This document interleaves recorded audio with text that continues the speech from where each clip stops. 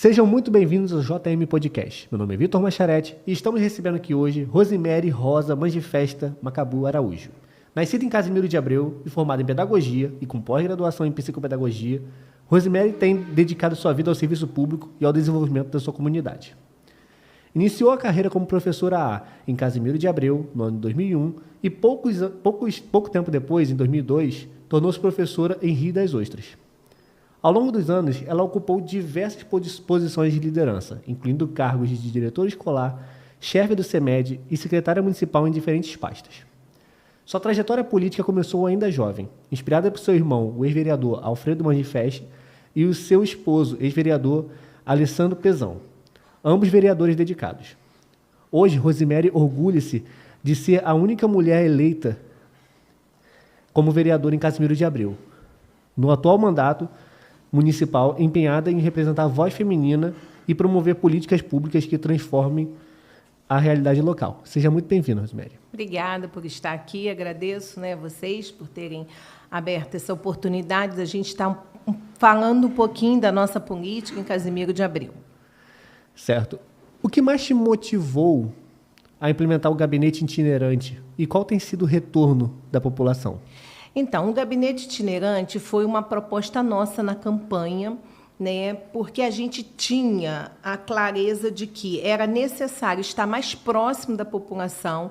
Nós, Casimiro de Abreu, os distritos são distantes da sede. Então, entre o eleitor vir, o munícipe vir em nosso gabinete na sede, a gente preferiu levar o nosso gabinete a diversos locais para que os eleitores pudessem ter o acesso junto à vereadora no seu bairro, no seu distrito. A receptividade que você perguntou tem sido boa e a entrega também, de sugestões tem sido muito válida. Você tem sido uma voz ativa na defesa da educação. Como você vê os impactos dos decretos recentes nos direitos de professores e alunos? Então, o que acontece? Isso é um absurdo, porque os decretos, eles são feitos para regulamentar a lei. E, em Casimiro de Abreu, os decretos, eles estão se sobrepondo à lei. E, com esses decretos, há um prejuízo duplo, tanto para o professor quanto para o aluno, porque o professor perdeu muito, ele ganhava a hora-aula R$ 78,00, passou a R$ 22,00, e, automaticamente, o professor não quer assumir essa suplência mais. O que nós temos até hoje, vários alunos sem aula. No que se refere à reposição de professores e à oferta diante da recomendação do MPRJ para regularizar imediatamente o quadro de professores e merenda nas escolas municipais, a senhora acompanha se essas demandas foram atendidas e quais foram os resultados? Tenho acompanhado frequentemente todas as escolas da rede municipal e ainda nós temos um quadro que não está todo composto por professores. Temos várias turmas ainda sem aula e eu também já fiz uma denúncia junto ao MP para que nós pudéssemos ter o direito do aluno resguardado. Ótimo. E como está a atual arrecadação do município?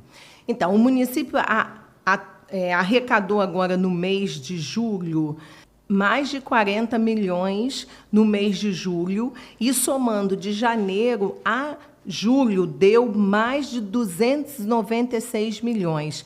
Esses dados são retirados dos balancetes que são enviados para a Câmara Municipal, mas esse valor todo ainda é fora as emendas que o próprio município recebe.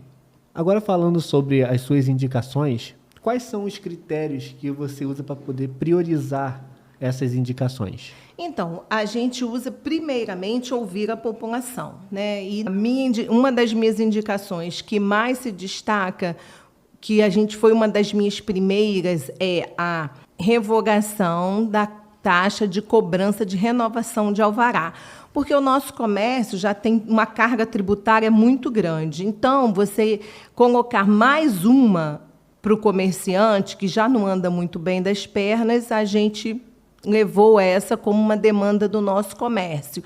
E também a expansão dos cemitérios, porque quando o prefeito era vereador, ele tinha solução para todas as questões, principalmente as que envolviam o cemitério. E agora, como prefeito, já vai para quase 5 anos, ele não fez nenhuma manutenção nos cemitérios, nenhuma reforma, e muito menos a expansão. E isso é uma necessidade urgente do nosso município, porque as pessoas precisam enterrar os seus entes queridos, né? Eu venho sempre questionando isso na Câmara. A gente precisa dar dignidade à nossa população. E aí a gente, né, solicita e cobra realmente do prefeito que ele faça isso urgente, que ele priorize. E não priorize uma licitação de 13.200.000 para jardinagem e deixa os cemitérios de fora. Certo. Sobre essa questão dos cemitérios, o que a senhora propõe, de fato, como solução imediata para garantir as condições dignas e legais dos cemitérios do município, diante até mesmo do quadro de abandono que foi denunciado? Então, já existe duas... professor Souza e Casimiro de Abreu já até receberam por doação o espaço. O que precisa é, rapidamente, né, fazer o muro. Tem um projeto na Secretaria de Obra que ainda não chegou ao nosso conhecimento, da Casa Legislativa, mas a gente pede que o prefeito ele, faça rapidamente um muro que possa trazer, pelo menos, um espaço para que as pessoas enterrem os seus entes queridos. Porque o projeto, isso vai demorar muito tempo, é muito caro, mas tem que priorizar. Ele precisa priorizar hoje os cemitérios. Como está a saúde do município? O Ministério Público ele aponta uma situação de emergência usada para justificar o contrato de 45 milhões. Ele aponta que poderia ter sido evitado com planejamento prévio, se tivesse planejamento prévio. A Prefeitura fez esse contrato por conta de uma ação tomada sem nenhum planejamento. Então, por que a Prefeitura não adotou medidas preventivas para garantir a continuidade do atendimento sem a necessidade de uma contratação emergencial? Então, porque o prefeito não quis. Porque ele já estava na gestão, não houve troca de gestão. E ele assinou esse TAC, então ele é o responsável por esse TAC. Ele precisava cumprir o que ele assinou. Aí gerou uma multa de 46 milhões e ele ainda quer tirar do CPF dele e passar para o município. E a nossa saúde, ela anda muito mal, né? Nós precisamos de mais especialistas. Hoje mesmo, a gente estava conversando sobre isso, vindo para cá. Por quê? A gente votou no Mais Médicos na Câmara Municipal para que a população pudesse ter direito às diversas variedades, né, diversas especialidades médicas, e o prefeito só vai pagar um valor de um salário mínimo, porque o restante é pago pelo governo federal. Então, tem como você trabalhar, né? Dá para se trabalhar. Mas, se você mesmo assina um TAC e não cumpre, o que se esperar? E está tendo algum problema com relação ao pagamento também de funcionários lá na... Sim, então, já é a segunda vez, ou a terceira, que os funcionários do hospital levam calote. Eu digo calote porque, né, eles trabalharam, precisavam receber o seu pagamento, não receberam. Né? Nós visitamos algumas grávidas também, a princípio que tinham a necessidade de receber e não receberam nem suas verbas rescisórias. Então, eles houveram, sim, houve esse calote do pagamento e da verba rescisória. Como tem sido sua luta pelo Bolsa Auxílio e Bolsa Estágio? O que impede esses programas ainda hoje de avançar? Eu acredito que é a falta de boa vontade do próprio prefeito, porque o orçamento tem. Né? O orçamento ele não tem mudança do ano passado para esse ano. Então, é necessário que ele tenha, né, como prioridade o Bolsa Auxílio e Bolsa Estágio, porque ele prometeu isso na campanha. Né? E é um projeto que já vem de longo tempo sendo atendido por outros prefeitos, porque vai dar oportunidade do primeiro emprego aos jovens, aos adolescentes, né, que precisam ser inseridos no mercado de trabalho. É uma renda extra para ajudar as famílias. Então, só falta para mim isso, boa vontade, em priorizar o Bolsa Auxílio e Bolsa Estágio. Eu tive várias vezes na Secretaria de Trabalho e Renda, conversando com o secretário, e pude constatar ali que o secretário está perdido, porque eu falei para ele, vocês iam fazer uma chamada para o segundo semestre, nós já estamos aqui no final de agosto e não tem chamada nenhuma, não foi dada uma explicação para a população. Eu acho que a gente precisa explicar para a população o que vem acontecendo, porque, para mim, é isso, não é prioridade do prefeito. Atualmente, você é a única mulher na Câmara de Vereadores de Casimiro de Abreu. De que forma você atua em defesa dessa parcela da população? Tem algum projeto de lei ou indicação específicos direcionado às mulheres? Temos sim, temos alguns projetos em andamentos, visando atender esse público, mas eu sempre digo que eu sou uma voz feminina na Câmara e eu gostaria de contar com outras vozes femininas também, para que a gente pudesse estar desenvolvendo essa empatia que a mulher tem, de se colocar no lugar do outro, de ver a necessidade do outro. Agora, sobre uma questão sobre as situações de moradores de rua e do patrimônio público. Recentemente foi levantada uma questão sobre a presença crescente de pessoas em situação de rua na praça lá de Casimiro de Abreu, a praça central, o que tem até gerado um tanto de insalubridade e até mesmo danos ao patrimônio público. A senhora sabe nos dizer quais medidas a prefeitura, a secretaria responsável tem adotado para lidar com essa situação de forma humanizada e eficaz? Sim, então, o CREAS é o órgão responsável por fazer as visitas, Eles passaram para a gente que eles fazem essas visitas com frequência, mas que não pode ser nada divulgados, porque os moradores de rua eles têm os direitos deles, resguardado por lei, então eles não podem estar divulgando as ações deles. Mas o que me trouxe, até numa fala minha na Câmara Municipal, foi sobre esse prejuízo ao patrimônio público, porque eu penso que, se nós temos direitos e deveres, qualquer cidadão tem que cumprir os seus direitos e os seus deveres. E eu fico me perguntando como que esses moradores de rua serão responsabilizados pelo ato de um vandalismo. E aí vem a Secretaria de Ordem Pública, ela precisa fazer a parte dela, porque a gente tem uma demanda muito grande hoje para Casimiro de Abreu. Atualmente, o governo do prefeito Ramon, ele já te chamou para poder compor esse governo dele? Então, o prefeito já chamou, sim, algumas vezes, mas a gente optou por não compor.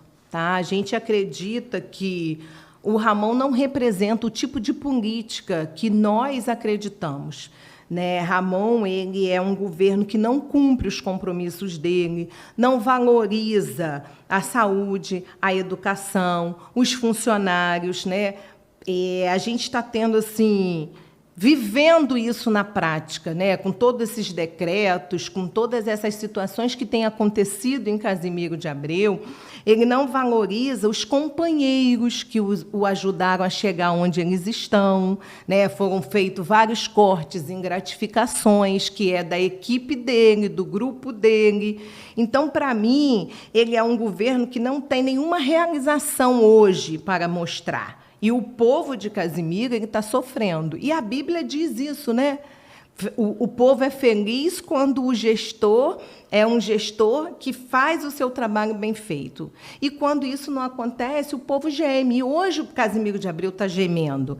É um governo que é liderado, para mim, por um mentiroso, porque ele não cumpre os compromissos dele. E eu acredito que ele precisa governar a cidade, porque ele sempre enche o peito para dizer fui eleito com 72%. Foi mesmo. Mas agora a gente precisa devolver, ele precisa devolver isso ao povo. Devolver em obras, devolver em compromisso, devolver com seriedade, valorizar quem caminhou com ele. Eu sempre coloco também, para mim, há amigos mais chegados que um irmão. E isso é quem caminha com a gente é digno de subir no pódio junto com a gente. Recentemente, você levantou um ponto em suas redes sociais sobre os servidores públicos que, assim, de fato, qualquer servidor público ele não tem direito à multa rescisória prevista como na CLT. Mas ele possui, sim, direito a verbas como 13º proporcional, férias vencidas e licenças não usufruídas. Como a senhora avalia essa questão e quais caminhos podem ser pensados para garantir que esses trabalhadores tenham seus direitos devidamente respeitados? A Prefeitura de Casimiro de Abreu ela se manifestou ainda sobre esse assunto? Não se manifestou. Quando eu me manifestei nas minhas redes sociais, eu fui procurada por diversos aposentados, porque são pessoas que se aposentaram há mais de 1 ano e que ainda não receberam o que é de direito. E tudo isso é feito através de um DOC, de um processo eletrônico. Então, tem mais de ano por isso, e só falta simplesmente o prefeito pagar, mandar pagar, porque até dinheiro tem na Secretaria de Fazenda para que cumpra, porque eu coloquei isso também, não é um favor, ninguém está pedindo favor, a gente está pedindo que se pague o que é direito do servidor, que trabalhou, que tem as suas licenças para serem recebidas, e ele precisa pagar isso. Entre janeiro e julho deste ano, e considerando o tempo de sua vereadora, após identificar a arrecadação de mais de 296 milhões até julho, o que a senhora considera essencial que seja transparente à população sobre o destino desses recursos? Na verdade, o prefeito deveria fazer uma prestação de contas do recurso, ele está usando em que esse recurso, porque a gente não consegue ver saúde funcionando, educação funcionando, porque tem escolas que diminuiu, ele fez um decreto de 25% contingenciamento, que limitou a menos 25% e reduziu merenda, reduziu uniforme não foram entregues. Então, ele precisa prestar conta da população com transparência e dizer aonde ele está colocando esse recurso, porque a população não está recebendo o benefício desse recurso. Se a população não tem, as crianças não têm merenda como tinha antigamente, se não tem uniforme, que não foi entregue ainda esse ano, se a saúde não tem todas as especialidades, se há fila para exame, aonde está indo esse recurso? Então, ele deveria fazer uma prestação de conta à população, de uma forma geral, através de audiência pública, ser transparente. Eu estou colocando aqui, eu estou guardando em caixa, eu estou fazendo o quê com esse dinheiro? Para quem te acompanha nas redes sociais, o que você diria sobre os próximos passos no seu mandato? Então, os próximos passos do meu mandato é fácil eu dizer. Eu vou continuar trabalhando com o pé no chão, buscando o melhor para a população, sendo voz, sendo vez da população, fiscalizando, porque eu vejo que a gente foi eleito para poder representar a população, para fiscalizar o que está errado, porque, assim, o que está certo, eu voto favorável ao prefeito, mas o que está errado, não.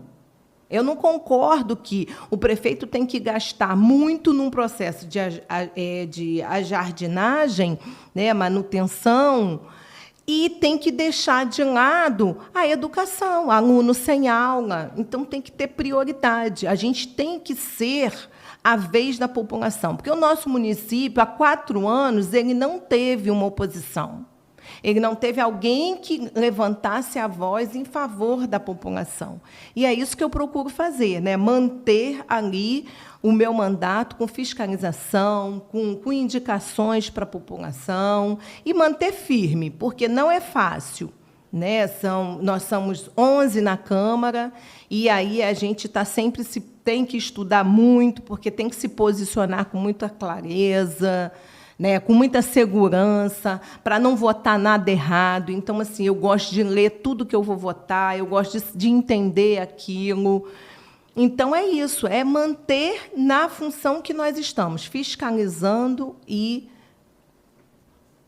legislando a favor da população. Ótimo. Estamos chegando ao final da nossa entrevista. Nesse momento, nós separamos essa parte para que você possa estar deixando um recado para quem está nos assistindo. Fique à vontade. Eu gostaria de dar um recado para o nosso prefeito, primeiramente, que ele possa resolver os problemas da nossa população, porque ele foi eleito para isso. Ele é o gestor, o vereador não é gestor, né? Nós, às vezes, sugerimos algumas ideias para ele, sim, como a Câmara toda, mas ele precisa resolver esses problemas. Os problemas dos professores, porque nós temos aluno fora de sala de aula ainda. Nós temos problemas com os guardas municipais que precisam do RAS para que nós tenhamos uma segurança boa, a segurança de Casimiro de Abreu, e dizer ao prefeito que paliativo não resolve o problema. Ele foi eleito para resolver o problema. E também quero dizer que o município está vivendo uma crise que é instalada por ele mesmo. Tá? Ele que está instalando essa crise no município. Porque, quando a gente compara as entradas do município, a gente não vê perdas de receita para esta crise toda que ele está instalando. E também eu gostaria agora, né, de encerrar agradecendo a oportunidade de estar aqui, né, falando um pouquinho do nosso mandato, né, falando que a gente precisa de mais mulheres na Câmara. Eu acho importante a gente ter outras mulheres que vão ajudar, né, a governar o município, porque mulher, eu sempre digo que a mulher arruma a casa, né, e a gente é detalhista, a gente vai começar arrumando devagarzinho, e eu acho isso muito bacana. E eu queria também dizer que afirmar e reafirmar aqui que eu sou vereadora de oposição, vou continuar sendo vereadora de oposição, mas não é uma oposição por ser oposição. Foi o que eu falei anteriormente com você. O que é bom para a população, a gente vai votar favorável. E o que é para prejudicar a população, eu vou votar contra. Como nós tivemos lá na subprefeitura, um movimento dos pais, né? Não sei se vocês acompanharam, justamente nesse sentido, que o lugar de criança é na escola, e é mesmo. Então, a gente está ainda esperando o prefeito atender o CEP, que é o sindicato, né, para que o diálogo resolva todas as situações, porque eu acredito muito no diálogo, acredito muito na troca, acredito que cada um merece compartilhar suas ideias e chegar junto a uma conclusão dos fatos, a um denominador que vai ajudar todos. Vindo para cá também, eu recebi a minuta que eles estão mexendo na lei do IPREV, do Instituto de Previdência Municipal. Acredito que a gente precisa ouvir os servidores, porque se adequar 103 de forma brusca, sem ouvir os servidores, sem ver as regras de transições necessárias para que não seja prejudicado um servidor de carreira, então é preciso ouvir, é preciso parar e entender que no ano político se ouviu muito, se falou muito, se prometeu muito, mas agora a gente precisa fazer isso, ouvir a população para que eles não sejam prejudicados. E quero terminar dizendo que um versículo da Bíblia, que sempre me acompanha, que está em Josué 1:9. Seja forte e corajoso, não se apavore, nem desanime, pois o Senhor, o seu Deus, estará com você por onde quer que andar. Obrigada. Nós que agradecemos, Rosemary, pela sua presença, e agradecemos vocês também que estão nos assistindo. Não esqueça de curtir, compartilhar, seguir nossas redes sociais. E agradeço. Até a próxima entrevista. Tchau, tchau.